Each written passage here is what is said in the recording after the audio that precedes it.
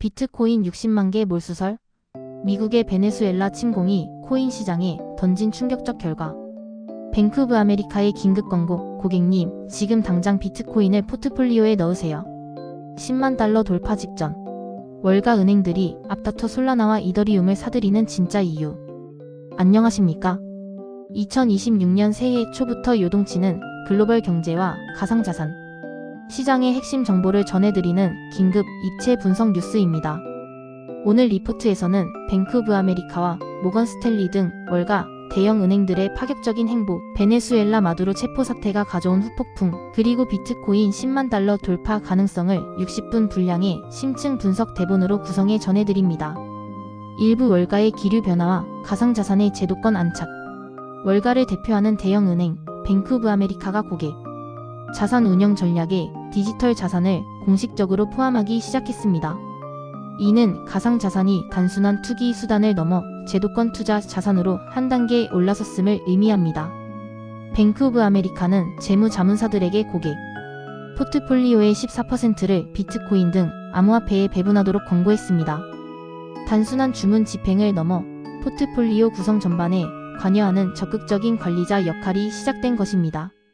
은행 직원이 직접 비트코인 ETF를 권유하는 시대가 열리면서 거래액과 빈도는 확연히 달라질 전망입니다.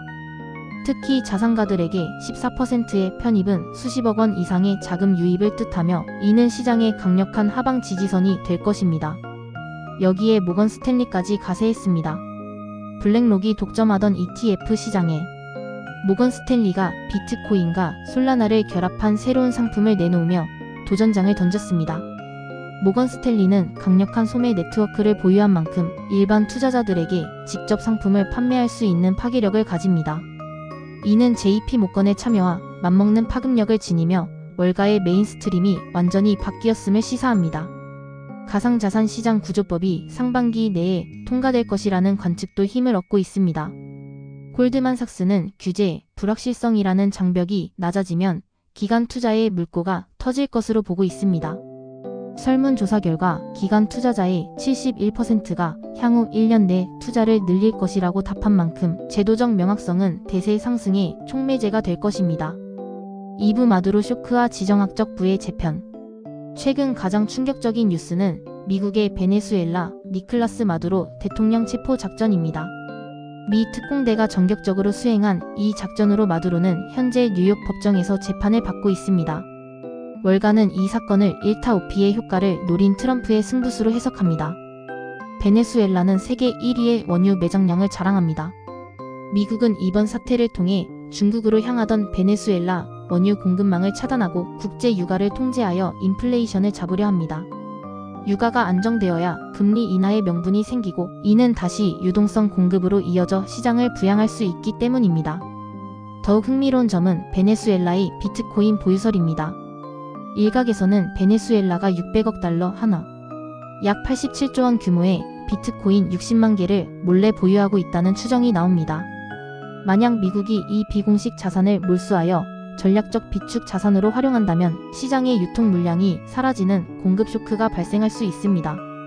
차기 지도자로 거론되는 마리아 마차도가 대표적인 친 비트코인 정치인이라는 점도 베네수엘라발 호재에 무게를 더합니다. 트럼프 행정부는 이제 그린란드 메이까지 거론하며 힘의 논리에 의한 세계 질서 재편을 가속화하고 있습니다. 이러한 강경한 대외 정책은 올해 중간 선거와 밀접하게 연계되어 있으며 트럼프의 정치적 영향력이 유지되는 한 가상자산 우호 정책도 탄력을 받을 것입니다. 3부 기술적 지표와 시장의 향방. 비트코인은 마두로 쇼크에도 불구하고 95,000달러를 터치하며 강한 보관력을 보여주었습니다. 마이크로스트래티지가 MSCI 지수 편입을 유지하게 된 것은 시장에 큰 안도감을 주었습니다. 지수에서 제외되었을 때 발생할 뻔한 강제 매도 압력이 사라지면서 수급 측면의 불확실성이 해소되었습니다. 현재 비트코인은 2025년 4월 이후 처음으로 강력한 강세 신호를 포착했습니다. 50일 이동평균선을 상향 돌파하며 단기 회복 국면에 진입했다는 평가입니다. 볼린저 밴드 창시자 존 볼린저는 전형적인 바닥 형성 신호가 나타났다며 1차 목표가로 10만 달러를 제시했습니다.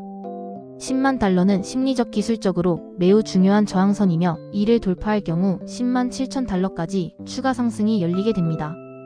이더리움의 움직임도 심상치 않습니다. 이더리움 스테이킹 대기줄이 118만 개를 넘어섰고 대기 시간만 20일 이상 소요되고 있습니다. 반면 스테이킹을 해제하려는 움직임은 거의 없습니다.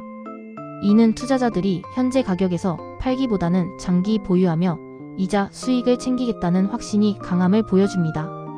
그레이스케일이 미국 최초로 이더리움 스테이킹 이자를 현금으로 배당한 사례는 향후 알트코인 ETF 시장의 새로운 표준이 될 것입니다.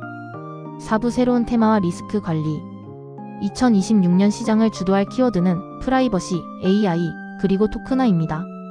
특히 AI의 발전은 개인정보 보호의 중요성을 부각시켜 프라이버시 코인들의 재평가를 불러올 것입니다. 수이 SUI와 같은 레이어 1 코인들은 대규모 물량 해제에도 불구하고 강력한 네트워크 효과와 ETF 신청, 호재로 가격 상승을 유지하며 시장의 주목을 받고 있습니다. 또한 스테이블 코인을 담보로 다시 스테이블 코인을 발행하는 신용 창출 프로세스가 본격화되고 있습니다. 블랙록의 비들 BUIDL 펀드와 연계된 파생 스테이블 코인들은 시장에 무제한에 가까운 유동성을 공급할 준비를 마쳤습니다. 이는 전통 금융의 신용 창조 모델이 디지털 버전으로 이식된 것이며 유동성의 폭발적 증가를 예고합니다. 하지만 리스크는 여전히 존재합니다.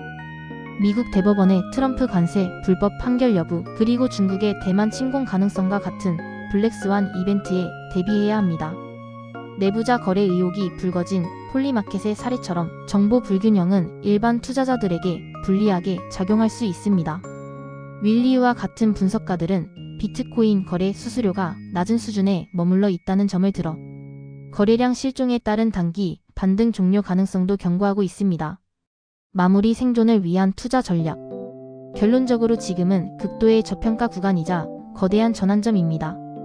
전통 금융권의 자금 유입과 지정학적 변화는 비트코인 10만 달러 시대를 현실로 만들고 있습니다. 하지만 시장의 변동성은 더 커질 것이며 이만하면 됐다라는 냉정한 매도 원칙 없이는 수익을 지키기 어렵습니다. 유동성과 명확성이 만나는 상반기, 크라켄과 스페이스X 등 대형 IPO가 예정된 시점을 주목하십시오. 시장이 과열될 때 물량을 조절하고 우량 자산을 선별하여 모아가는 해안이 필요합니다. 일어날 일은 결국 일어납니다.